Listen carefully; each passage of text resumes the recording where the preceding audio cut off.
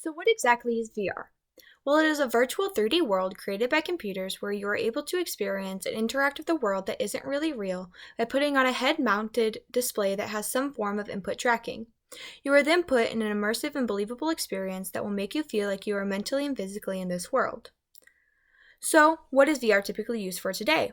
Well, one of the biggest uses today, and most of you are probably already thinking the same thing, is gaming.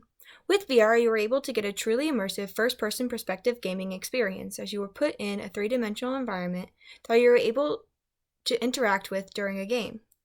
And like I stated before, with VR, you are put in an immersive and believable experience that will make you feel like you are mentally and physically a part of the world you are immersed in, giving you a completely real and different gaming experience.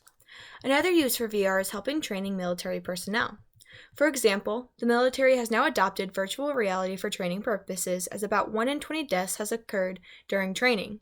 With VR, they were able to provide safety to soldiers in training while still being able to prepare them for situations, surroundings, and conditions they may experience in real life combat. Finally, one of the most amazing uses for VR, in my opinion, is its medical uses. Now, you might be thinking, what are they using VR in medicine for?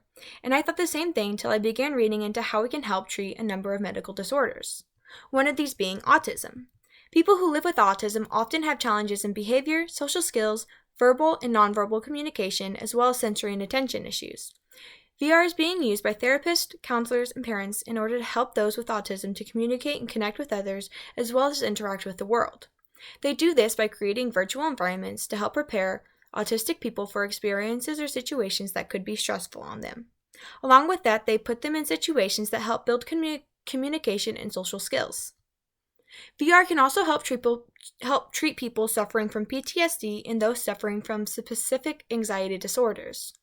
This is done by using exposure therapy, which is when the person is exposed to what they fear most and then actively confront their fear. With VR, you are able to be immersed into situations or locations that may be unable to be recreated. These situations include things like combat. Along with that, you are able to be immersed into situations and locations that may not be safe to encounter in real life. For example, if you were afraid of heights, it would be unsafe for you to go, say, stand on a tall building. Or if you were afraid of driving, it would be unsafe to put you into a car and drive. VR also has a number of other medical uses, which include helping train doctors and nurses, helping individuals in physical therapy stay motivated and encouraged, and even helping vaccinate children by simultaneously calming them down and entertaining them, therefore making it easier for nurses to give vaccines. So in all, VR today has an immense number of uses. It not only provides us with entertainment, but also provides us with many helpful medical uses as well as safe training environments for not only soldiers, but doctors and nurses as well.